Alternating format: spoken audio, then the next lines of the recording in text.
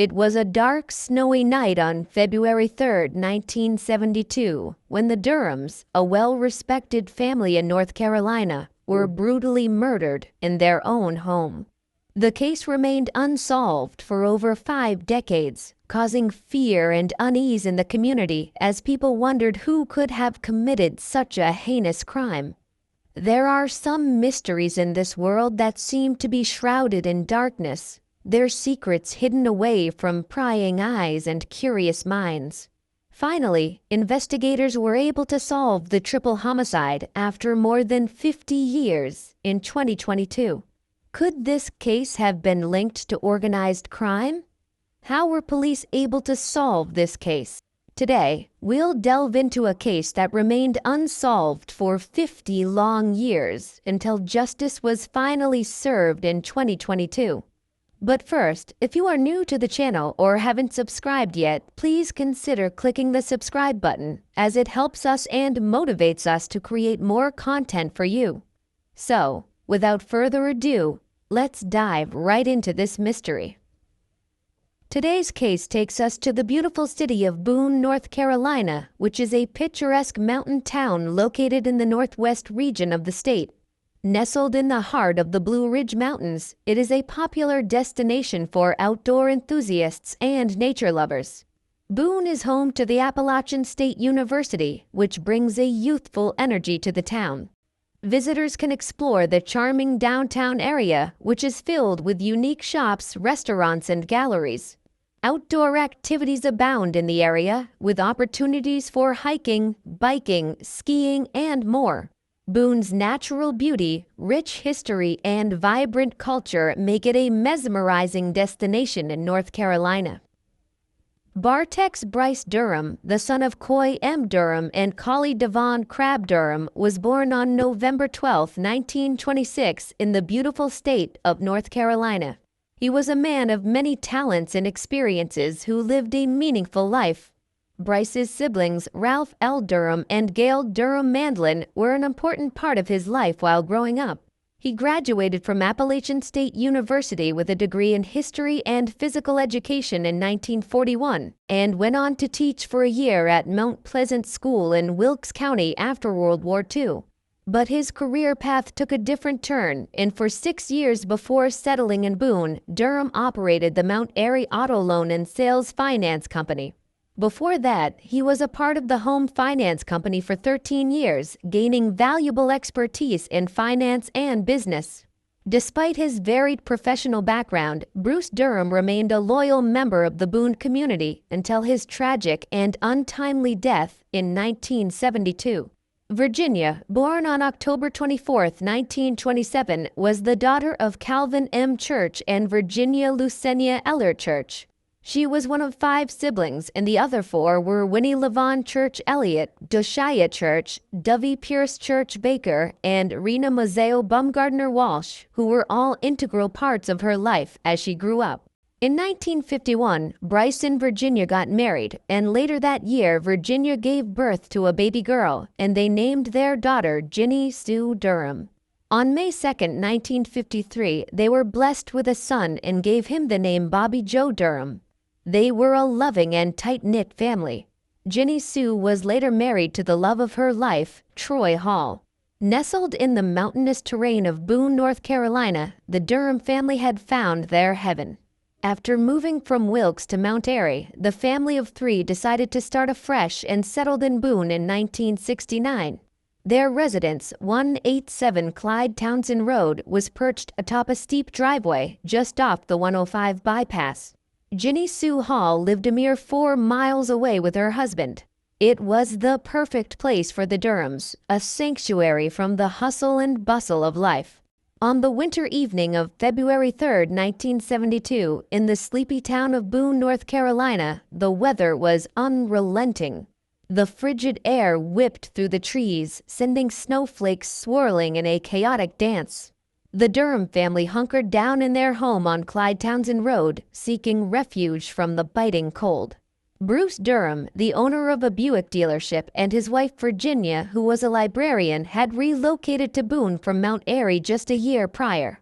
Their son Bobby was a freshman at Appalachian State University. The family was known for their hard work, their reserved nature, and their preference for solitude. However, as the wind howled outside, something sinister was brewing inside. A tragedy was about to unfold that would shake Boone to its core. Unbeknownst to the Durham family, their lives were about to change forever.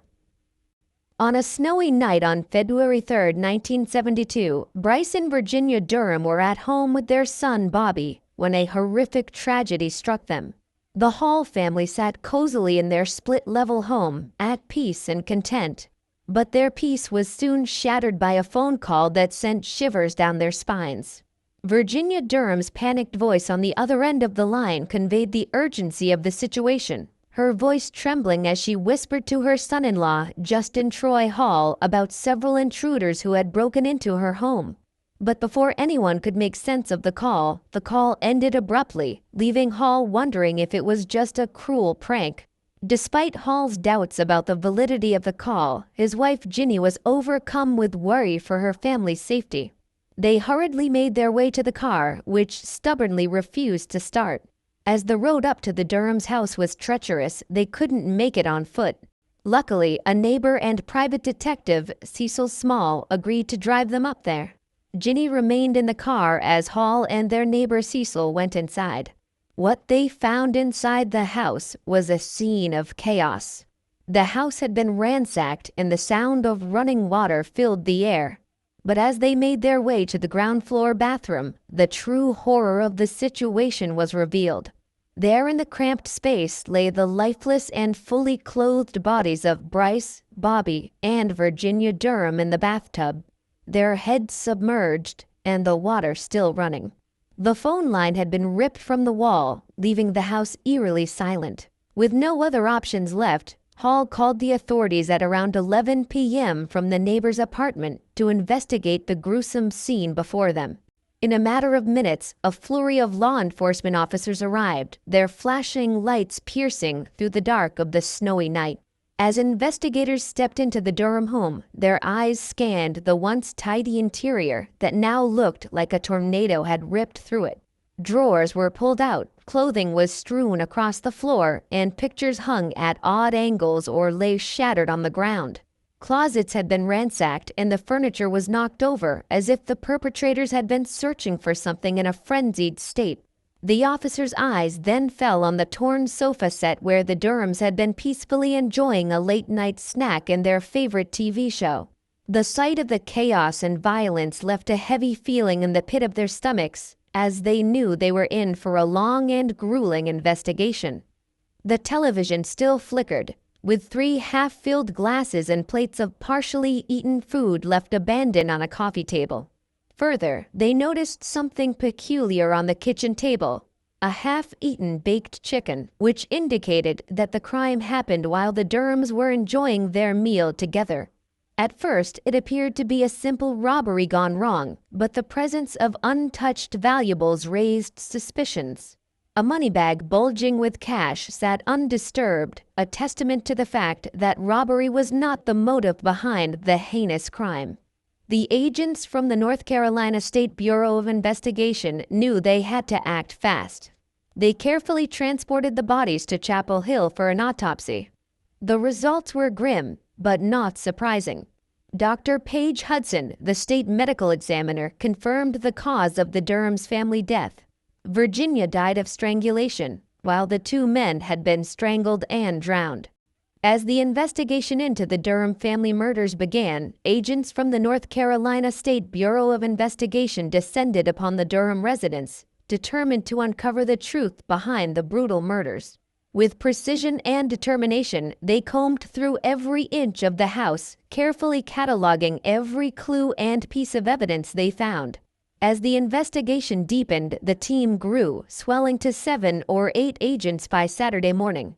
But that was only the beginning. To unlock the secrets of the crime, they called upon the expertise of 2 top physicists from the State Crime Laboratory, who arrived in Boone late Saturday night to join the hunt for answers. For hours, they pored over the evidence, piecing together the clues and working tirelessly to unravel the mystery of the Durham murders. As the investigation proceeded, witnesses came forward with vital information. One eyewitness reported seeing a green and white SUV leaving the Durham's residence just after 10:30 p.m. that fateful night, but the vehicle disappeared in seconds. The North Carolina Highway Patrol launched a search for the SUV and found it abandoned on the side of the road a few miles away. The engine was still running, windshield wipers slapping against the snow, and doors firmly closed. The investigators realized that the killers had used the SUV as their escape car. It was later discovered that Bryce Durham had taken the SUV from his dealership to get home in treacherous weather conditions. As the police searched the car, they found a bag of silver, presumably taken from the Durham residence. It was a pivotal clue, and investigators hoped it would lead them to the perpetrators of this heinous crime. The investigation into the Durham murders was a tough journey through the murky waters of suspicion and speculation. The list of possible suspects was long and winding, with multiple twists and turns along the way. Justin Troy Hall, the estranged son-in-law of Bryce and Virginia Durham, was among those scrutinized by authorities. A group of men from Asheville also came under the microscope, arrested and charged in connection with the killings, only to be set free due to a lack of evidence. Rumors and whispers of a contract killing hung heavy in the air, fueled by the precision of the knots used to bind the victims. But as the years rolled by, leads became cold. The Watauga County Sheriff's Department, Boone Police Department, and North Carolina State Bureau of Investigation all toiled tirelessly. Yet the trail grew colder with each passing day. It seemed as though the answers to this brutal crime would forever remain a mystery. For over 45 years, the Durham triple murder case remained an unsolved mystery, with leads drying up and investigators struggling to piece together the clues.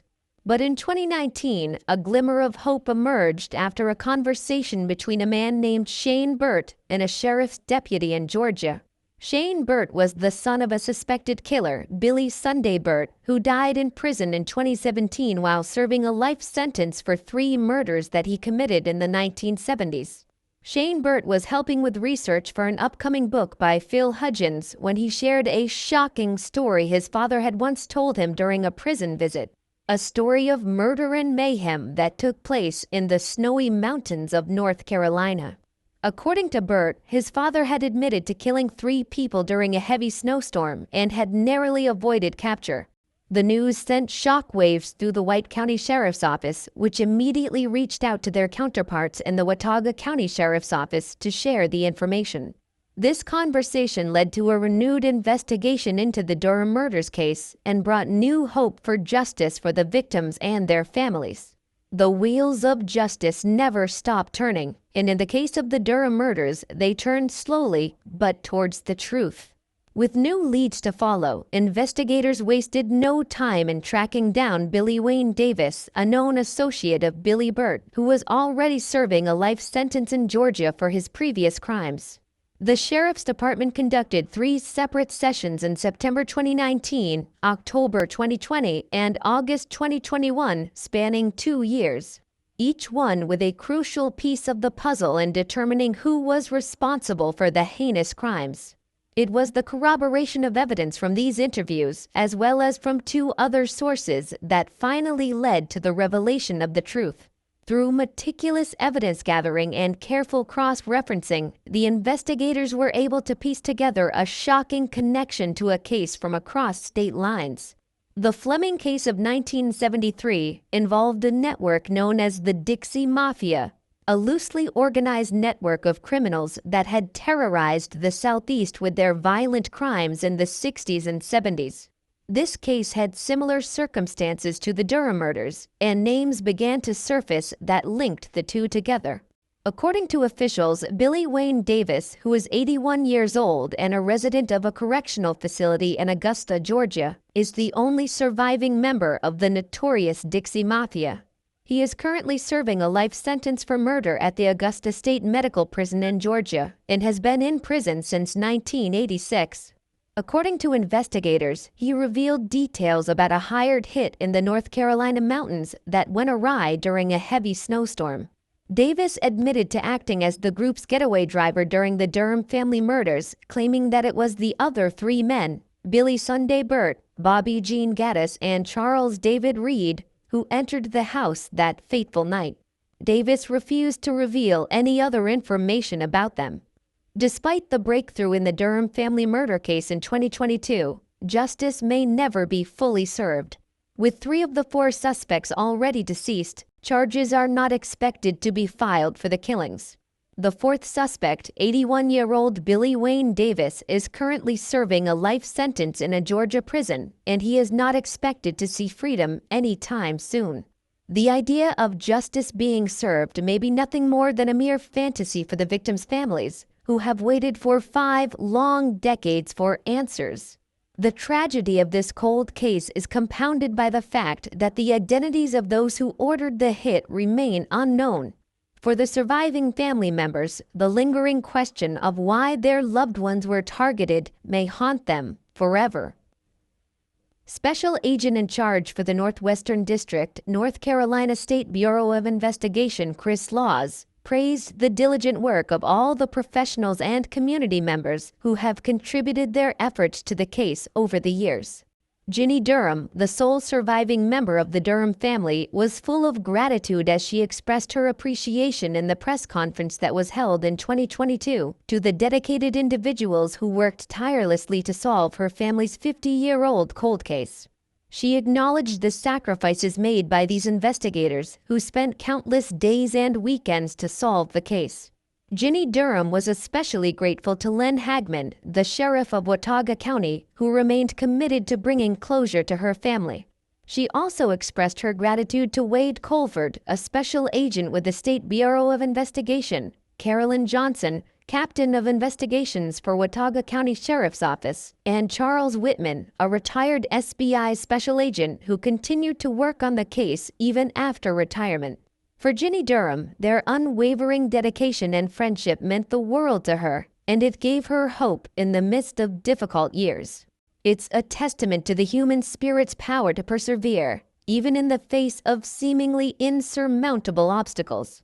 Watauga County Sheriff Len Hagman also extended his thanks to all the agencies, law enforcement officials, investigators, and agents who had worked on the case for decades. The resolution of the Durham case was a much-needed turning point for the community affected by the tragic events of 1972. The Watauga County Sheriff's Office acknowledged the numerous individuals who have played a role in bringing the case to a close, and expressed their appreciation for the efforts of everyone who helped find answers for the Durham family. For Rufus Edmonston, former North Carolina Attorney General, it became a personal preoccupation. He met with Bryce Durham's mother, who had begged him to find the killers, and it broke his heart to see her die without finding closure. "I didn't want to let her down," he said. "It was the mystery of the mountains for years and years, and Edmonston was frustrated he couldn't solve it himself. But now, thanks to the tireless work of Sheriff Hagman and his team, the case has been solved." For Edmonston, it was a great relief, and he expressed his gratitude to the investigators who made it happen. The son of one of the perpetrators, Shane Burt, wants to apologize to every single victim of his father, Billy Sunday Burt. Despite his father being a murderous man who killed dozens of people, Shane is not trying to cover up his heinous acts. Instead, he wants to provide closure to as many people as he can. The case may have taken 50 years to be solved, but everyone involved showed dedication and commitment to justice, which is a testament to their perseverance. Despite the lack of closure, the fact that the case has been solved after 50 years brings some measure of relief, and the hope that future generations will be able to rest easy, knowing that justice has prevailed, even if only partially. We hope that you've enjoyed this gripping story of how this cold case was solved after 50 years. The Durham family can finally find peace and closure after over 4 decades of waiting. Thanks to the hard work and dedication of law enforcement officials, investigators, and community members, justice has been served. The persistence and commitment of those involved in this case remind us that it is never too late to seek the truth and find answers. What are your thoughts on this case? Were you impressed by the way it was finally solved? Share your opinions in the comment section below. And don't forget to like, share, and subscribe to our channel for more captivating true crime stories. Until next time, stay safe and keep your eyes peeled for the next mystery to unfold.